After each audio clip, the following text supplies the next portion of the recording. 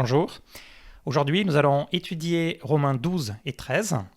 Et si vous vous souvenez, la semaine dernière, Franck avait basé son message sur Romains 9 à 11, où l'on voit que Dieu, à travers l'Évangile, accomplit sa promesse à Israël et qu'il a toujours voulu une alliance de cœur avec nous. Et si on doit un peu résumer l'Épître aux Romains, du chapitre 1 à 4, Paul met en évidence la culpabilité de l'homme et comment Dieu accomplit sa justice tout en nous offrant la justification par la foi en Jésus et qui nous offre l'adoption dans la famille d'Abraham.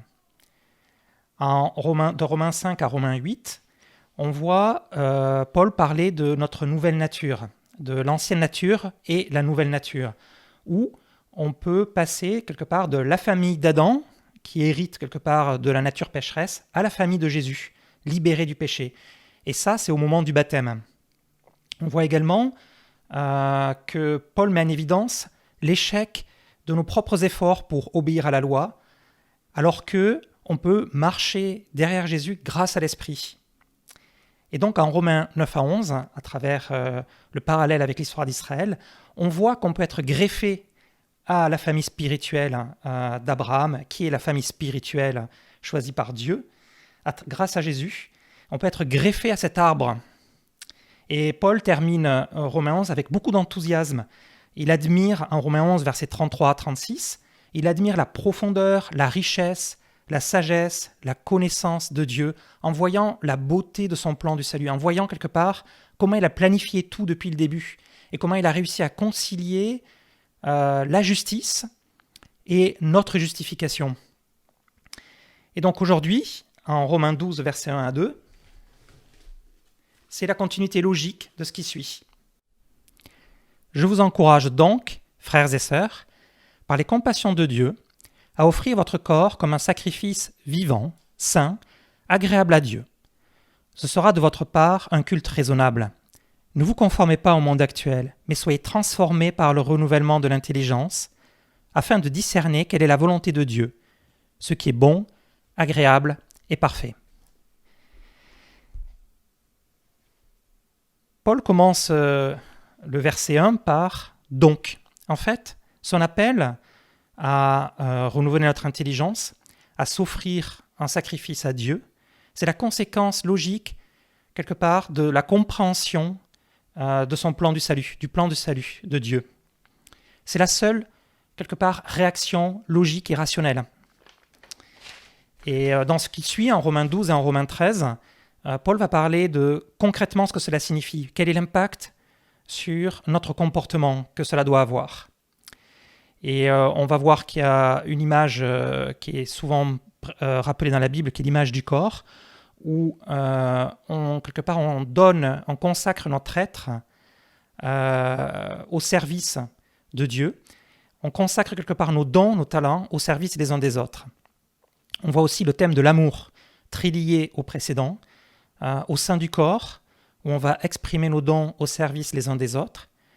On va voir aussi l'amour envers le monde, jusqu'à notre comportement vis-à-vis des autorités.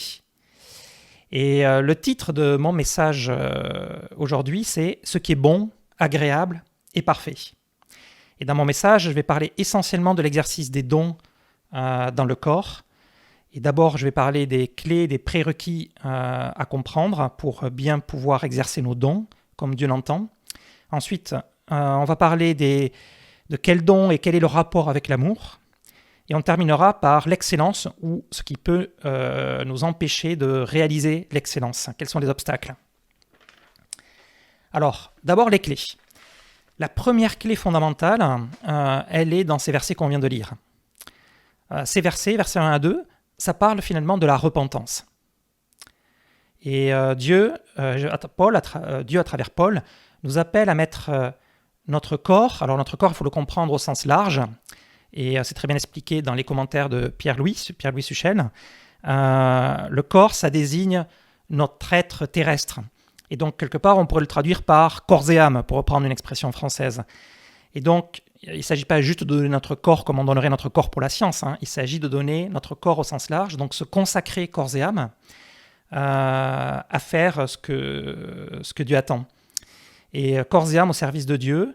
Le corps et l'âme, c'est quelque part, c'est notre interface avec le monde et avec les autres. Et la repentance, c'est « je ne vis plus pour moi, mais je vis pour Dieu ». Ce que Paul résume en une expression brillante, sacrifice vivant.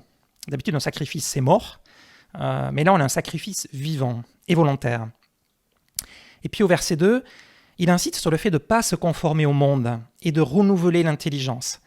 Et ça, c'est vraiment la repentance, c'est-à-dire, quelque part, en devenant chrétien, on change nos repères, on change notre référentiel, notre système de valeurs, on change quelque part notre perception de ce qui est bien, de ce qui est mal, de ce qui est juste. On change notre échelle de réussite, qu'est-ce qui est important dans la vie. Même notre vision des besoins les plus importants ou de ce dont on a besoin pour être heureux, pour s'accomplir. Et Paul, il écrit aux Romains qui étaient sans doute assez confrontés à la philosophie stoïcienne, qui est quand même une sagesse humaine assez brillante, comme une sagesse humaine. Et il voulait leur montrer qu'on doit, même si cette sagesse est brillante, même si les stoïciens sont convaincants et ont une approche meilleure que d'autres philosophies peut-être, non, la sagesse de Dieu, elle est différente et on change complètement de système, on change complètement de philosophie pour adopter celle de Dieu. Et ça va affecter l'éducation de nos enfants, ça va affecter nos valeurs, qu'est-ce qu'on veut transmettre à nos enfants, ça va affecter ce qu'on définit comme sage ou pas sage. Tout change, notre référentiel, notre repère change radicalement en devenant chrétien. Et c'est un processus continu, parce qu'on doit continuer à renouveler notre intelligence jour après jour, même si il y a un moment décisif, ce qui est notre conversion. Donc ça, c'est la première clé, la repentance. Sans repentance, on ne peut pas utiliser nos dons au service de Dieu. La deuxième clé, c'est de bien comprendre qu'on est membre du corps de Jésus. Romains 12, versets 3 à 5. « Par la grâce qui m'a été donnée, je dis à chacun de vous de ne pas avoir une trop haute opinion de lui-même, mais de garder des sentiments modestes, chacun selon la mesure de foi que Dieu lui a donnée. En effet, de même que nous avons plusieurs membres dans un seul corps, et que tous les membres n'ont pas la même fonction, de même, nous, qui sommes plusieurs, nous formons un seul corps en Christ, et nous sommes tous membres les uns des autres, chacun pour sa part. » Cette image du corps, qui n'est pas spécifique aux chrétiens, par exemple les stoïciens l'utilisaient, c'est une image qui est très fréquemment utilisée dans la Bible. Je donne quelque part mon corps à Dieu, je consacre mon corps, mon âme à Dieu, dans son corps, qui va l'utiliser pour l'intégrer dans un corps plus grand, le corps qui est l'Église, qui est quelque part la réalisation de Jésus sur terre aujourd'hui. Le corps de Jésus qui est l'interface de Jésus avec le monde aujourd'hui, qui est comment Jésus exprime son amour au monde aujourd'hui. Et donc ça fait un peu une image, ça me fait penser à Frankenstein, quoi. C'est Frankenstein, on a un savant un peu fou qui prend des morceaux de corps à droite et à gauche et refait un être différent, sauf que là c'est Dieu, c'est pas un savant fou, et que il va nous reprendre et qu'on va être intégré dans un corps qui sera parfaitement réussi. Et donc cette image du corps, c'est important de bien la comprendre. L'exercice de nos dons, l'exercice de nos talents, il a un rapport avec l'Église. L'Église, ça signifie l'assemblée, l'ensemble des chrétiens en fait. Et ça, c'est lié aussi à l'idée d'humilité. Cette idée d'humilité, on la voit clairement exprimée au verset 3. « Par la grâce qui m'a été donnée, je dis à chacun de vous de ne pas avoir une trop haute opinion de lui-même, mais de garder des sentiments modestes, selon la mesure de foi que Dieu lui a donnée. » Et donc, c'est un élément qu'on va revoir à plusieurs endroits, cette idée d'humilité, c'est comprendre que je suis membre du corps, comme chacun de mes frères et sœurs. Et parfois, on peut avoir tendance à se croire plus important, à penser qu'on a plus de talent, qu'on est plus doué. Ou au contraire, on peut aussi penser qu'on n'est pas important. Mais la Bible nous enseigne que chacun d'entre nous est important, qu'on est une pièce indispensable de cet ensemble qui est le corps. Et on peut faire le parallèle avec 1 Corinthiens 12, qui est un autre passage où Paul explique cette image du corps aux chrétiens. Donc 1 Corinthiens 12, à partir du verset 22. Bien plus, les parties du corps qui paraissent être les plus faibles sont nécessaires. et celles que nous estimons être les moins honorables du corps, nous les entourons d'un plus grand honneur. Ainsi, nos organes les moins décents sont traités avec plus d'égard. Et dans ce passage, Dieu, à travers Paul, je crois, change notre perception de l'importance des uns et des autres dans la société et puis ici dans le corps.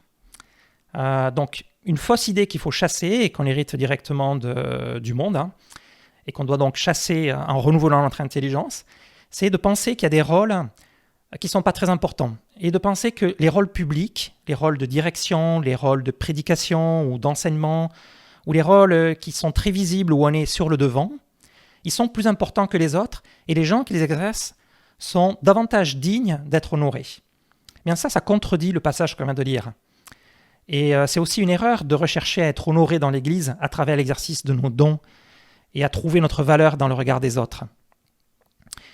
Et Romains 12, verset 16.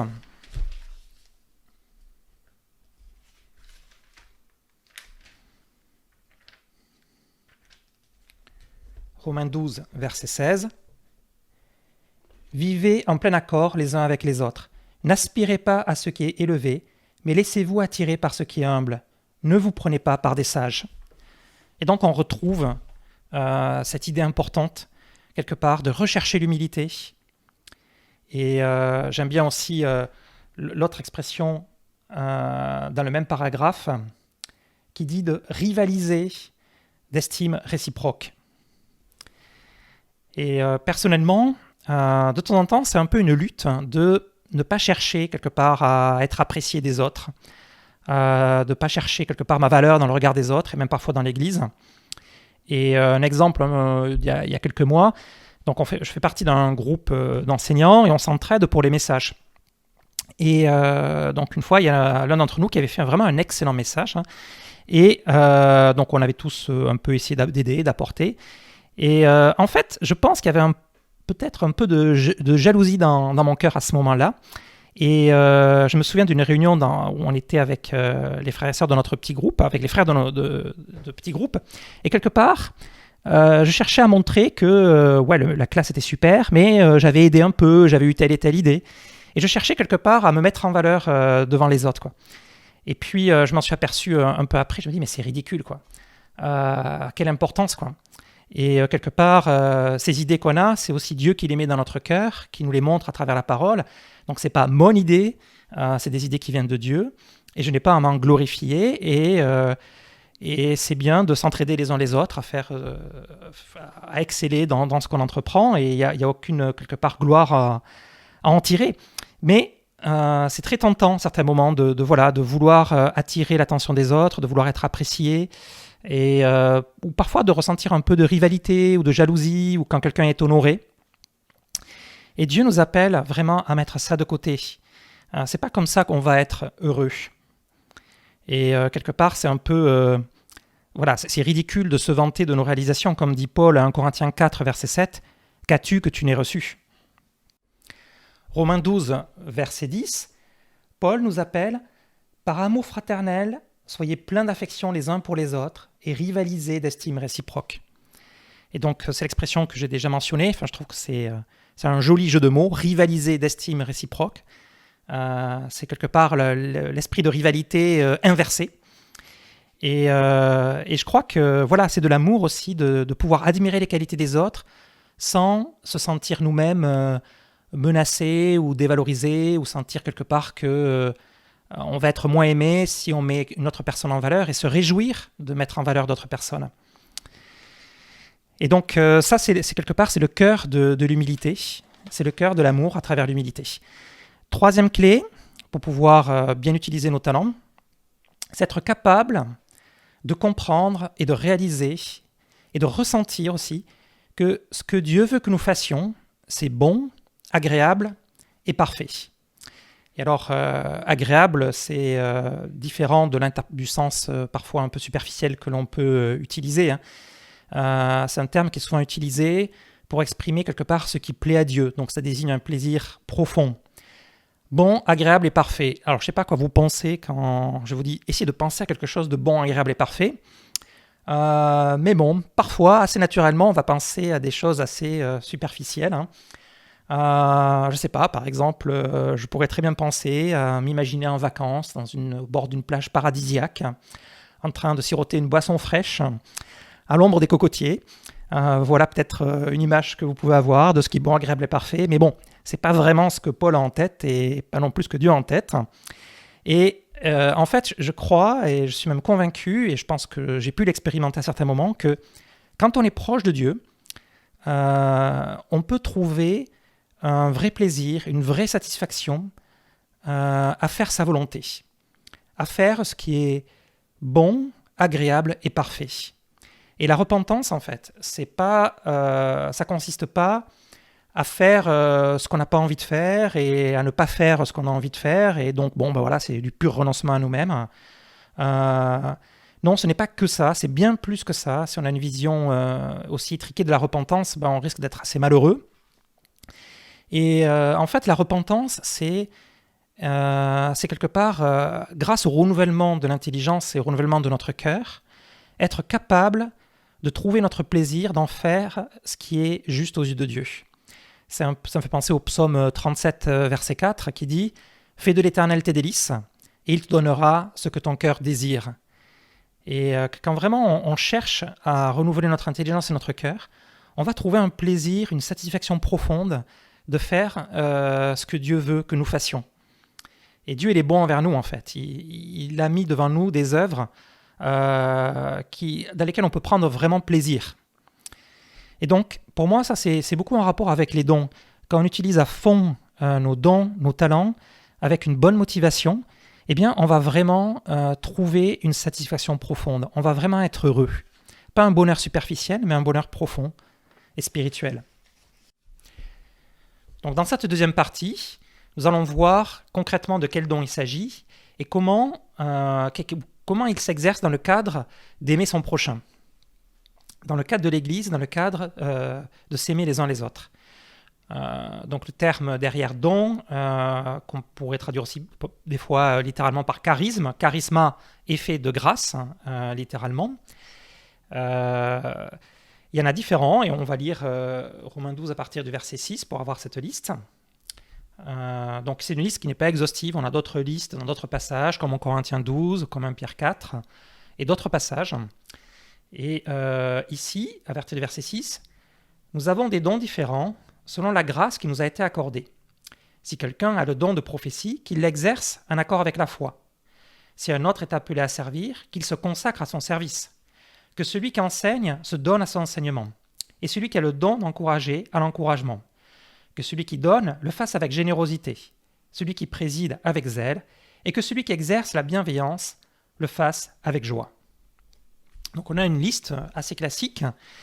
Et je pense que c'est parfois important de ne pas la comprendre de manière trop classique, trop religieuse peut-être, trop traditionnelle.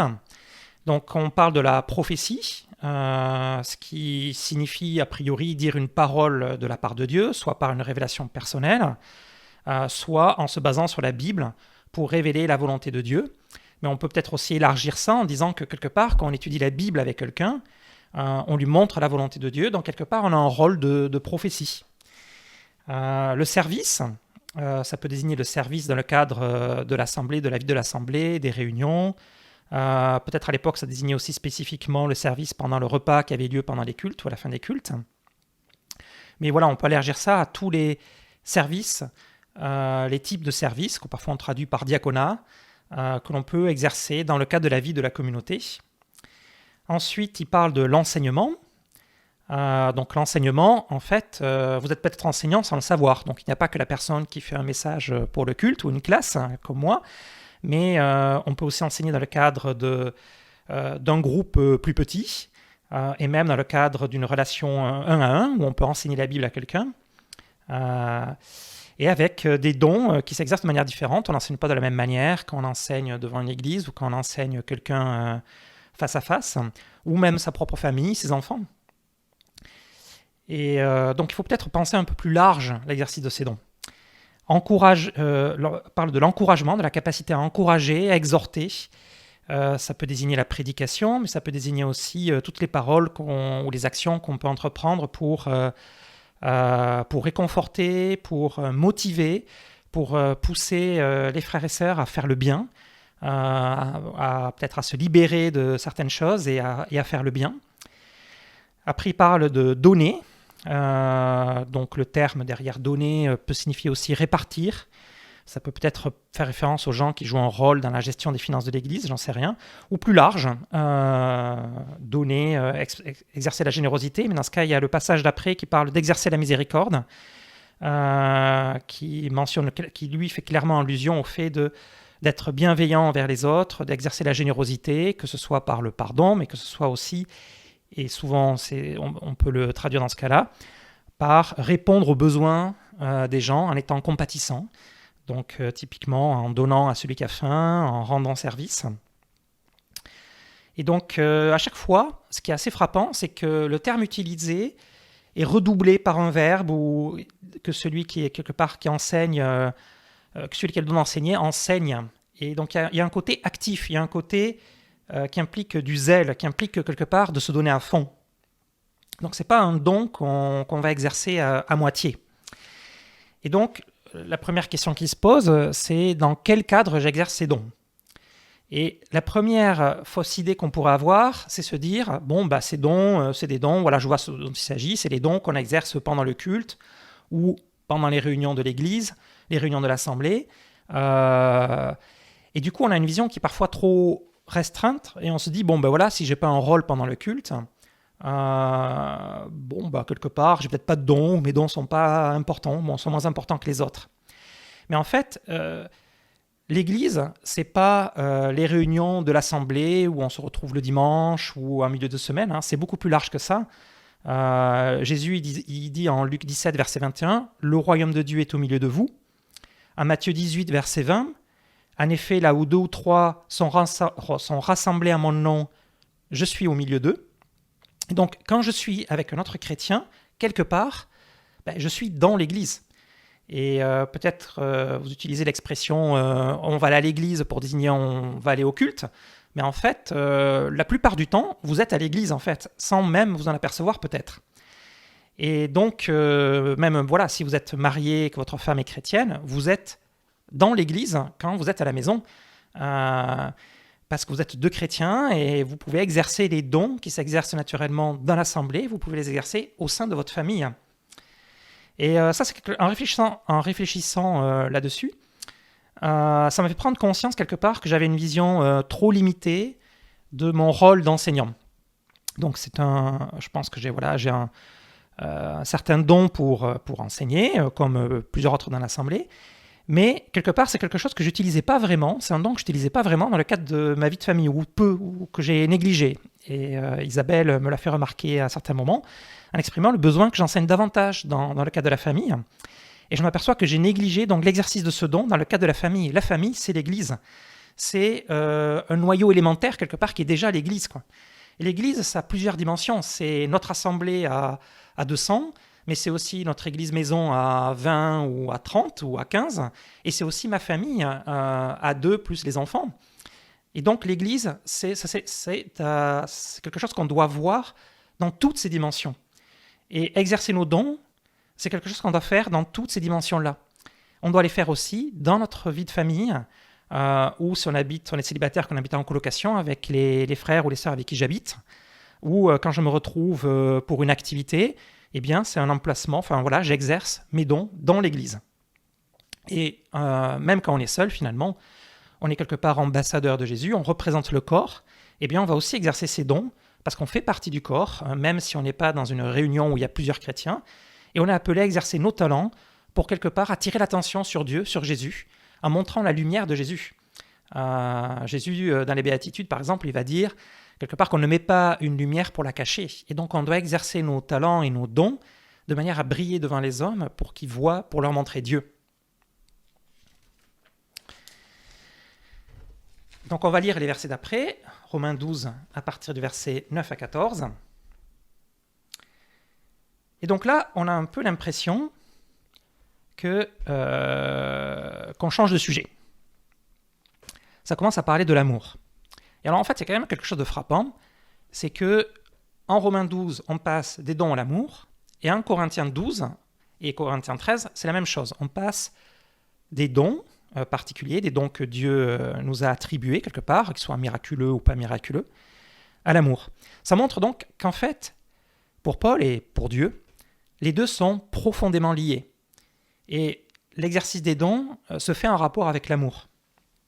Et en Corinthiens 13, c'est très marquant parce que Paul, après avoir parlé des dons les plus en vue à Corinthe, ou les moins en vue, il va tout de suite enchaîner sur l'amour en disant « Je vais vous montrer la voie par excellence ». Quelque part, je vais vous montrer ce qui est le plus important. Et ce qui est le plus important, c'est l'amour.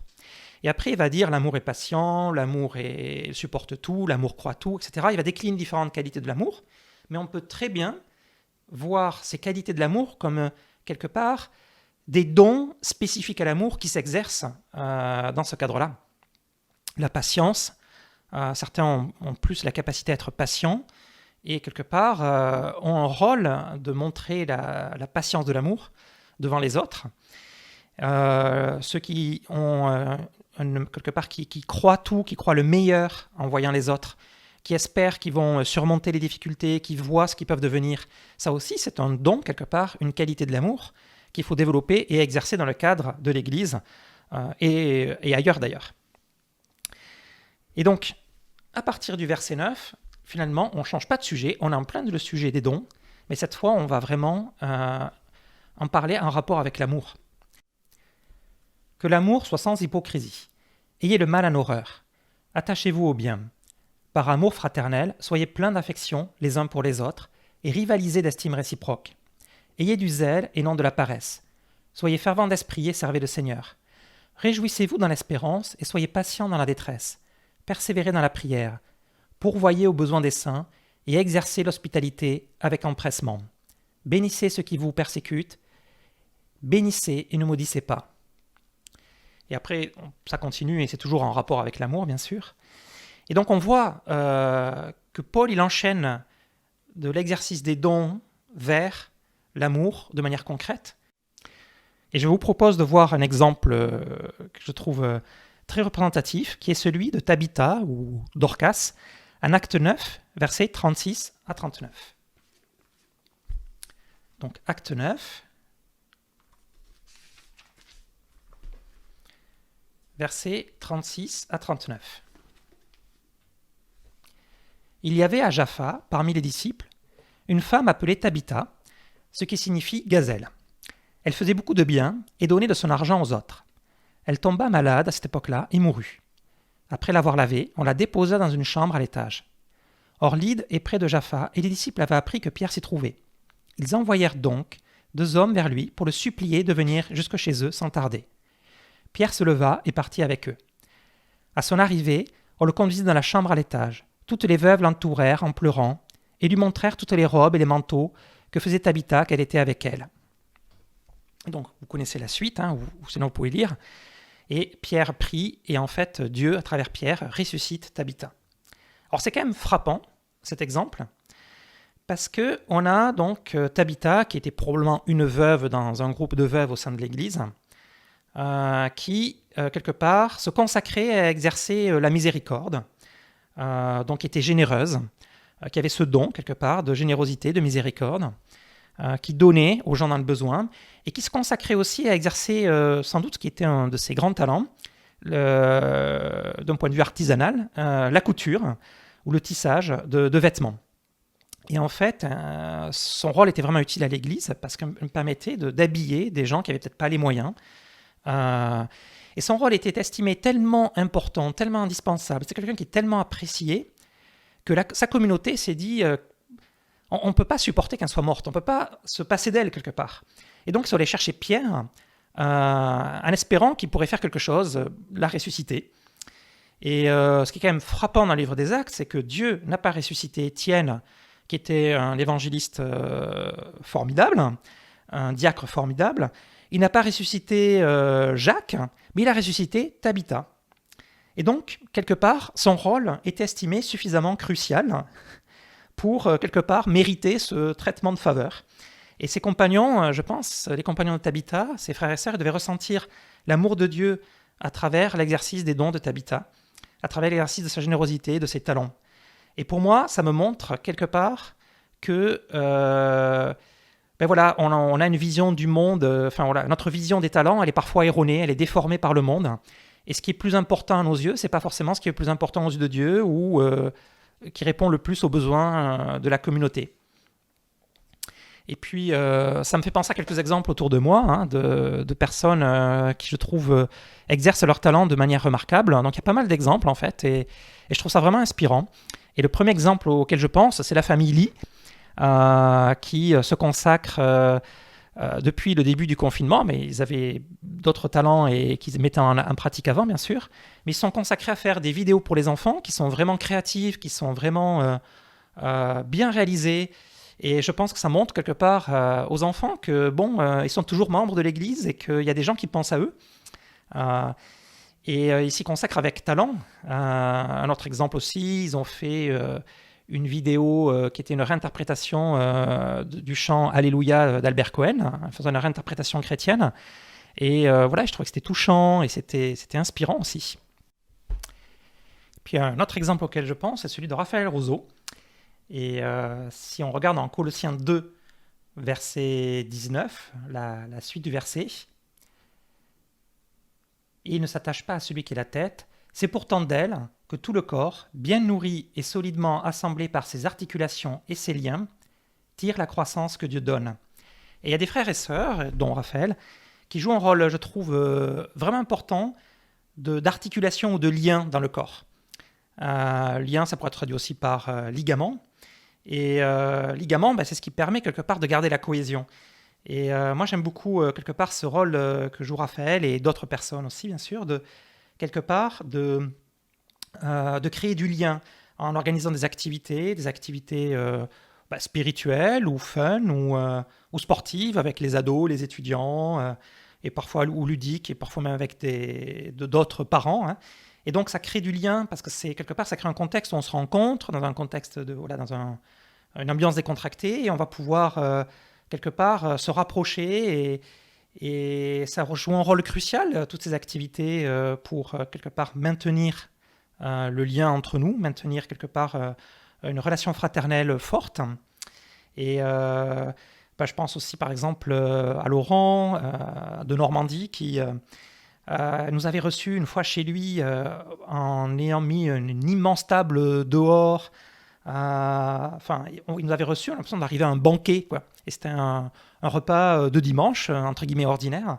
Et ça m'avait marqué, je m'étais vraiment senti aimé. Et ça crée une relation, on était nombreux quelque part dans son jardin. Et c'est vraiment un moment dont je me souviens parce que ça a créé du lien, ça a contribué aux relations, à la qualité des relations, un moment où on a pu communier fraternellement ensemble et se rapprocher. Et il y a d'autres personnes, évidemment, qui jouent ce rôle-là. Et dans notre groupe, je pense à des jeunes chrétiens comme Christophe et Mathieu qui organisent des sorties en vélo. Et bien d'autres dans vos groupes, vous pensez à d'autres personnes sans doute. Et ça contribue quelque part à l'unité du corps. Donc voilà, on peut avoir plein de dons, plein de talents, plein de qualités que l'on peut mettre en œuvre et réaliser des choses qu'on va aimer faire et qui vont nous aider aussi à faire progresser l'unité au sein de l'Église. Et c'est vraiment important. Donc il y a plein d'autres rôles que vous pouvez voir autour de vous, de personnes auxquelles vous pouvez penser, bien sûr. Et on en reparlera d'ailleurs lors de la conclusion. Et mon dernier point, en fait, c'est que quelque part, dans l'exercice de nos dons, on doit vraiment chercher l'excellence. Alors l'excellence, c'est un thème qu'on voit revenir sous différentes formes dans la Bible. Hein. En Colossiens 3, verset 23, par exemple, « Tout ce que vous faites, faites-le de tout votre cœur, comme pour le Seigneur et non pour les hommes. » Et Dieu nous appelle vraiment à exceller. Et même le passage en Romains 12, cet effet redondant dans la répétition du don et de sa pratique, le fait que Paul insiste, ça montre qu'il veut qu'on y ait de tout notre cœur, qu'on recherche l'excellence. Et je crois qu'au fond de nous, il y a quelque chose qui aspire à l'excellence, quoi. Et évidemment, ça rentre en compétition avec d'autres choses. Mais moi, par exemple, j'ai traversé une période où je me sentais assez démotivé à mon travail. Et en y réfléchissant, j'ai réalisé que j'avais perdu cette idée quelque part d'exceller à mon travail, quoi. Je me contentais de faire un peu un truc un peu moyen. Et du coup, on perd notre motivation parce que quand on fait des choses, pour les faire, sans y mettre tout notre cœur, très vite, ça va casser notre motivation. Et en essayant récemment quelque part de retrouver un certain standard d'excellence, mais ça m'a aidé à retrouver davantage de motivation dans mon travail. Et donc, ce qui peut nous empêcher quelque part d'exceller, c'est ce que la Bible appelle le péché. Et là, il y en a un en gros et qui revient à 2 reprises. Donc, par exemple, au verset 11, Romains 12, verset 11.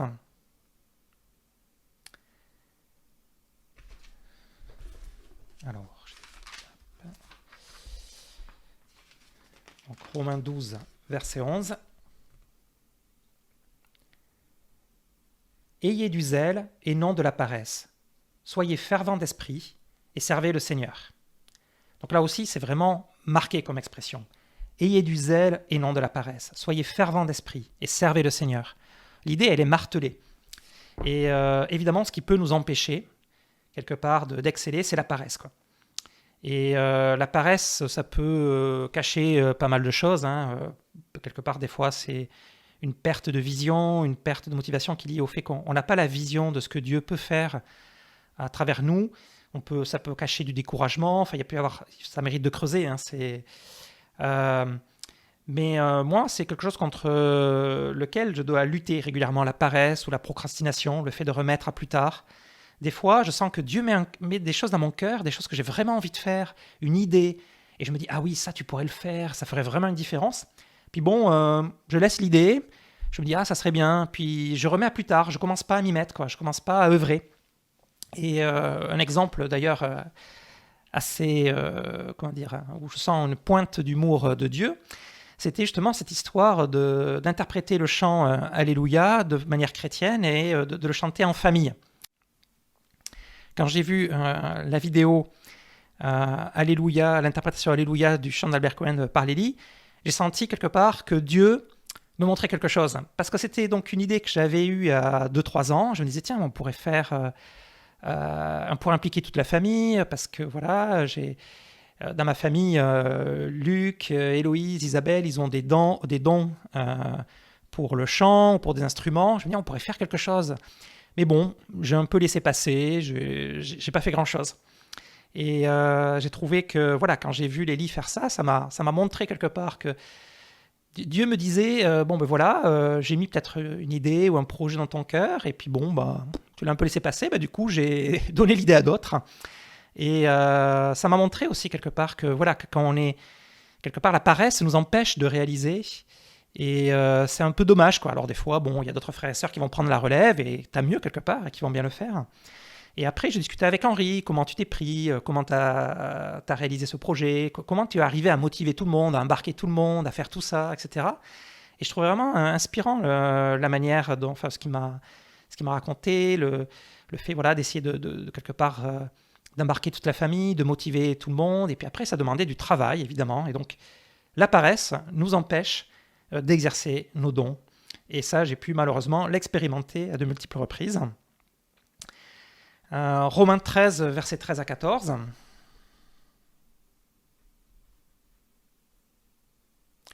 Conduisons-nous honnêtement, comme en plein jour, sans orgie, ni ivrognerie, sans immoralité, ni débauche, sans dispute, ni jalousie. Mais revêtez-vous du Seigneur Jésus-Christ, et ne vous préoccupez pas de votre nature propre pour satisfaire ses convoitises. Et les mauvais désirs, ce que la Bible appelle péché, des désirs égoïstes qui nous poussent à faire des choses contraires à la volonté de Dieu, peuvent nous détourner de l'amour, nous empêcher d'aimer les gens et d'exercer nos dons selon Dieu. En Colossiens 3, verset 5, à cette liste, Paul rajoute aussi la soif de posséder. Et quelque part, moi, ça me fait penser aussi combien j'ai pu perdre parfois du temps en désirant, en cherchant à choisir, à comparer des gadgets électroniques ou high-tech, et j'ai perdu de l'énergie, du temps que j'aurais pu utiliser pour, quelque part, exercer mes dons, pour les développer, ou pour réaliser des choses avec mes dons et mes talents pour Dieu. Parce que demander, quelque part, exceller dans ses dons et dans ses talents, ça demande du travail, ça demande de l'énergie. Et ça va forcément rentrer en compétition avec d'autres choses, quoi. Et ça me fait faire le parallèle un peu avec jouer d'un instrument. pour jouer un beau morceau avec un instrument, ça demande beaucoup de travail. J'ai pu le voir récemment là aussi avec mes enfants qui s'entraînent l'un avec le basson, l'autre avec le violoncelle. Et ça demande beaucoup de travail en fait. Et même parfois physiquement c'est difficile, quoi. Le basson en particulier, ça demande quelque part un effort assez important aux muscles des lèvres. Et c'est vraiment, ça peut devenir une souffrance à force d'exercer.